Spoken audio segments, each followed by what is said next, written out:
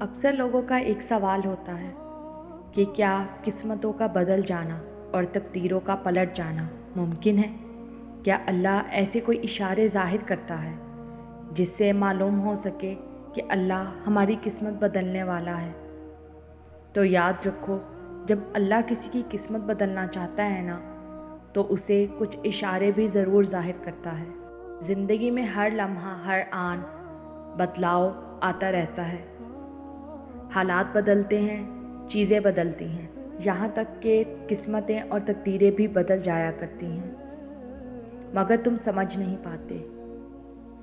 اللہ قرآن پاک میں فرماتا ہے، اے انسان، جو خیالات تیرے دل میں گزرتے ہیں ہم انہیں خوب جانتے ہیں، اور جان رکھو زمین و آسمان تک اس کائنات میں جو کچھ بھی ہو رہا ہے وہ تنہا خدا کے حکم سے ہو رہا ہے، اور کسی بھی معاملے میں کسی کا کوئی دخل نہیں کہ وہ کسی کی قسمت پر اثر انداز ہو سکے۔ اور کیا تم یہ خیال کرتے ہو کہ ہم نے تمہیں بے مقصد پیدا کیا اور تمہیں تمہارے حالوں پر چھوڑے ہیں؟ سن رکھو، وہ اللہ ہی ہے جو دانے اور گٹھلی کو پھاڑ کر اس سے درخت اگاتا ہے، وہی جاندار کو بے جان سے نکالتا ہے۔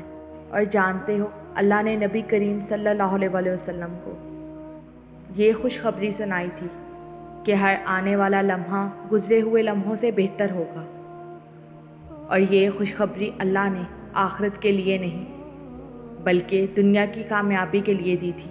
یاد رکھو، اللہ کاتب تقدیر ہے، وہ مٹا کر نئے سرے سے تقدیر پھر سے لکھ دے گا۔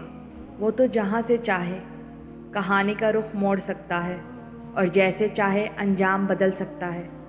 اللہ فرماتا ہے، وہی خدا ہے جو تمہاری قسمتیں بناتا بگاڑتا ہے، وہ سب کچھ سننے والا اور جاننے والا ہے، لہٰذا بندے کو اسی سے دعا اور اس پر پورا توکل کرنا چاہیے۔ یاد رکھو، تمہارا مقدر تمہاری زندگی نہیں بناتا بلکہ تمہارا توکل تمہاری زندگی بناتا ہے۔ اور جو درد تم محسوس کرتے ہو وہ میسیجز ہیں، انہیں غور سے سنو۔ جس طرح کوئی خزانہ سانپ کے بغیر، کوئی پھول کانٹے کے بغیر نہیں، اسی طرح کوئی خوشی غم کے بغیر نہیں ہے۔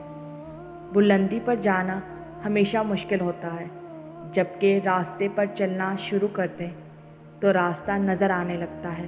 اور یاد رکھو، زندگی گر کر اٹھنے کا نام ہے، قسمت تب ہی بدلتی ہے جب انسان گر کر کھڑا ہوتا ہے۔ تو بس تم خود کو کمزور کیے بغیر اپنے حصے کا کام کیے جاؤ اور باقی اس منصوبہ ساز پر چھوڑ دو جو کاتب تقدیر ہے۔ ایک حدیث میں آتا ہے، نبی کریم صلی اللہ علیہ وسلم نے فرمایا، تم میں سے کوئی مومن نہ ہوگا جب تک کہ تقدیر پر ایمان نہ لائے، اس کی بھلائی اور اس کی برائی پر بھی، یہاں تک کہ یہ یقین کرے کہ جو بات واقع ہونے والی تھی وہ اس سے ہٹنے والی نہ تھی، اور جو بات اس سے ہٹنے والی تھی وہ اس پر واقع ہونے والی نہ تھی۔ وہ جو سب کی نظروں سے دور آسمانوں میں ہوتا ہے، وہ کسی گہرے مقصد اور گہری پوشیدگی کے لیے ہوتا ہے۔ یاد رکھو، تمہارا حق پر قائم رہنا اس بات کا اشارہ ہے کہ تمہاری قسمت بھی پلٹنے والی ہے۔ جب اللہ کسی انسان کی قسمت بدلنے کا ارادہ کرتا ہے تو اسے بدلنا شروع کر دیتا ہے۔ اس کی سوچ، اس کی ترجیحات اور اس کے نظریات میں بہتری آنا شروع ہو جاتی ہے۔ اگر قرآن کی روشنی تمہارے دل کو منور کرنے لگے اور تم اپنے گرد و پیش پھیلی ہوئی تاریکی کو اپنے علم و عقل سے نہیں بلکہ اللہ کے نازل کردہ ہدایات کے مطابق روشن کرنا شروع کر دو، تو یہ بھی ایک اشارہ ہے کہ کاتب تقدیر پھر سے تمہاری قسمت لکھنے والا ہے اور تمہاری زندگی کے سارے ٹیڑھے راستے سیدھے اور صاف کرنے والا ہے۔ اور جان رکھو، عرش والا تمہارا دل اور تمہارا عمل دیکھتا ہے، اور دل دیکھ لے تو دل پھیر دیتا ہے۔ قسمتیں اور تقدیریں بدل جایا کرتی ہیں۔ جب اللہ کسی انسان کی قسمت پلٹنا چاہتا ہے تو اس کی بہترین نشانی یہ ہے کہ وہ اسے اپنی طرف متوجہ کرتا ہے۔